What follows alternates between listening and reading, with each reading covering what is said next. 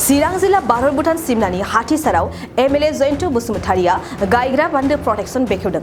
चिरां जिल्ला भारत भुटान सिमनानि दादगारि हाथिसार ओनसोलनि 1 नं फुलबारि 2 नं फुलबारि आरो 3 नं फुलबारि गामिनि बान्दोआ थांनाय बोसोराव गोबां अखानि गेजेरजों दैबाना जानानै बान्दोआ बायनानै थांदोंमोन। बे बान्दोखौनो रायजो राजाफोरनि माइ गायनो आंखाल जानायखौ दिनै दिथा होनानै बान्दो प्रटेक्सन बेखेवनानै होदों एमएलए जयन्त बसुमतारिया। गोबां आबाद मावग्रा हाखौ खुरखानायनिफ्राय बान्दो प्रटेक्सन होनानै बासायनायनि थाखाय गंथाम गामिनि बान्दोनि आफादगिरिया एमएलए जयन्त बसुमतारिखौ साबायखर जासियो आरो जाय खावलायनायनि गेजेरजों बे खामानिखौ मावनानै होनाय बिथांमोनखौबो साबायखर जासिबावो बिथां बान्दो आफादगिरिया। 1 नं आरो मैद' आरो 2 नं फुलबारि बे मोनथाम गामिनि गेजेरावहाय आं 1 नंनि सासे प्रेसिडेन्ट बान्दोनि।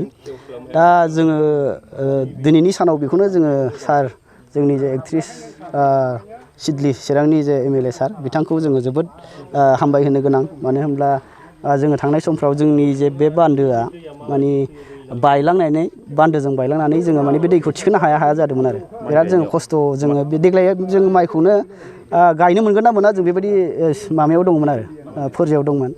दा जोङो माखासे फंबायफोरनि सिगाङावहाय जों खावलायबाय देखायफैबाय जा बेबायदि अबस्था सारमोननि सिगाङावहाय नोंथांमोना एसे रायज्लायहैयोबा जोंनो बेबायदि मावनानै होयोब्ला जों जोबोद गोजोननाय मोनगौ। जोंनि गामि दरथामा बेबायदिनो गायै फुयै जानानैहाय जों गथ' गथाय फिसाफोरखौहाय जोङो सोलोंथाइ होनायाव जोङो एसे हेफाजाब जागौ। दा बेबायदि जोङो माखासे खावलायनायनि गेजेरजों जोंनि जे फंबायफोर बिथांमोना सार एमएलएनावहाय रायज्लायहैनानै बेबायदिनो माने बिथांनि सारनि जे बिथोन बायदिनो बिथांमोना मावफैनानै होबाय। दा आं बिथांमोनखौहाय जोबोद साबायखर बावो।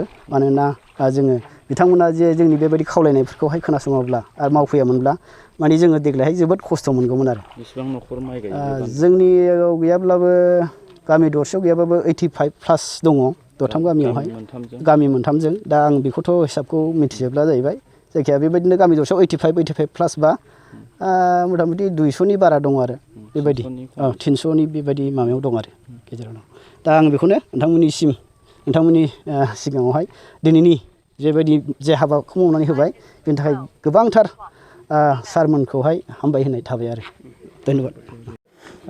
फुलबारि बान्दो बे फुलबारिनिनो 1, 2, 3 मोनथाम गामिनि रायजोफ्रा थांनाय बोसोराव नैबे बान्दोआ बायनायनि थाखाय बिथांमोननि दुब्लियाव दै लांग्रा जि बेबस्था बे बेबस्थाया माने बायनानै थांनानै जोबोद मोनसे रायजो राजाखौ आंखाल खालामदोंमोन आरो बे बान्दोखौनो ग'हेडआव मावहोग्रोनाय जादों। दा बे बान्दोआ जानाय लोगो लोगोनो देग्लाय फुलबारि 1, 2, 3 बे दरथाम गामिनि रायजो राजाफ्रा बिथांमोननि संसार जानाय बोसोरसे समनि जि मोनसे प्लेनिं बे प्लेनिंआव बिथांमोनहा दिनै जोबोद मोजां मोनसे जाफुंसारनाय जानो हागोन। मानोना देग्लाय माइखौ जोबोद मोजाङैनो बिथांमोनहा गायनो हाबाय आरो बिनि थाखाय बिथांमोनहा जोबोद रंजानाय दङ। बेखायनो आं दिनै नैबे फुलबारि बान्दोखौ आङो बेखेवफैदों आरो बेजों रायजो राजाफ्रा जोबोद मोनसे गोजोननाय फोरमायदों आरो फैबाय थानाय समाव बेबायदिनो जायगा माखासे खामानिफोर दङ जायफोरजों रायजो राजाफ्रा सिदायैनो मोनसे बेनिफिट मोनगोन बेखौ आङो मिजिंथिदों। मोनसे खोथा बुंबाय थायो दे सार, गोदान सरकार जानानै जेबो जौगायाखै होननानै। आसलथे मा जौगामाराखै ना जौगामारदों? जौगानायखौ मानसिफोरनि नोजोरा जोबोद माने आलदा जानो हागौ। नों बबे नोजोरजों नायदों जौगानायखौलाय? थारैनो इनफ्रास्ट्राक्चार जौगानाय ना माबा मोनसेखौ लुबैदों? दा अभारअल नायोब्ला थांनाय बोसोरसेया कभिडनि मोनसे थासारि दंमोन सारा दुनियायावनो, भारतआव, आसामाव, जोंनि बिटिआरआव। बेखायनो थांनाय बोसोराव बेबायदि माखासे मेगनाव गोनां खामानिफोर जुदिअबा सरकारा गावनि राङारि बाख्रिनिफ्राय मावनो लादोंमोनब्लाबो थासारिया एलाउ खालामाखैमोन। देग्लाय कभिडनि मोनसे थासारि गैलिया आरो देग्लाय नोंथांमोना नुनो हागौ नैबे अक्ट'बर नभेम्बरनिफ्राय थारैनो नुसारनाय रोखोमै माखासे खामानिफ्रा जागोन आरो जौगानायखौ इनफ्रास्ट्राक्चारखौनो लायोब्ला बेखिनि जौगानायखौबो नुगोन। आरो दिनै बिटिआर सोरखारा जोबोद मोजां मोनसे फ्लागशिप प्रग्राम खालामदों। बे जाहैबाय सुबुं धोन बारायनांगौ। जोंहा सुबुं धोन सृष्टि खालामनांगौ।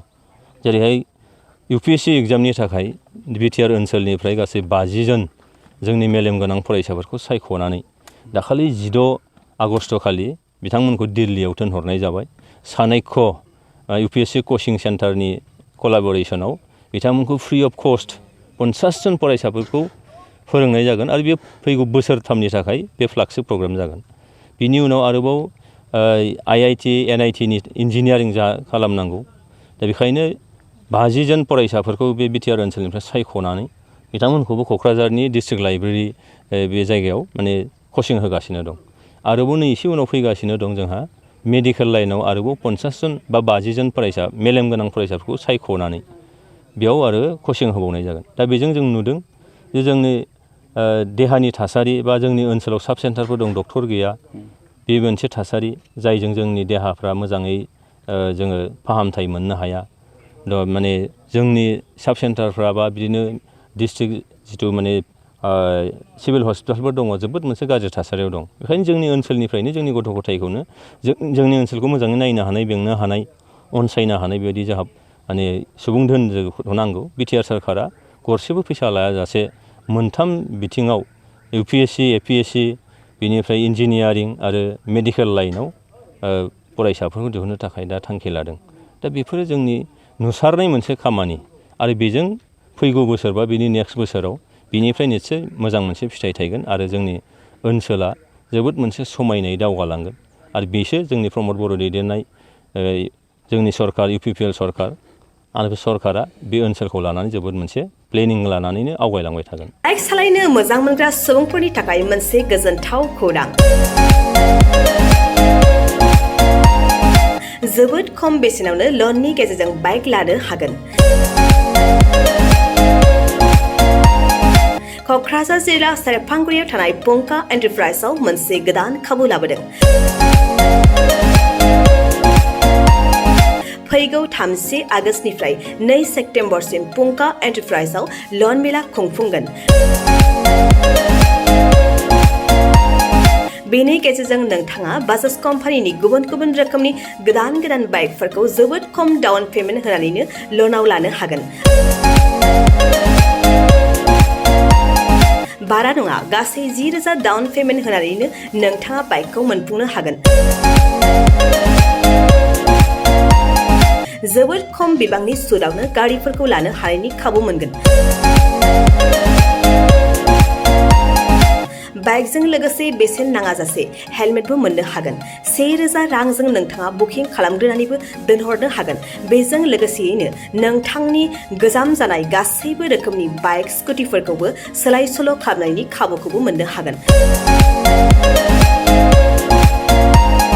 गोबांथार मिथिनो थाखाय 9101547892 आरो 60038171191 जानबुं अनजिमायाव जगाजग खालामहरनो हागोन।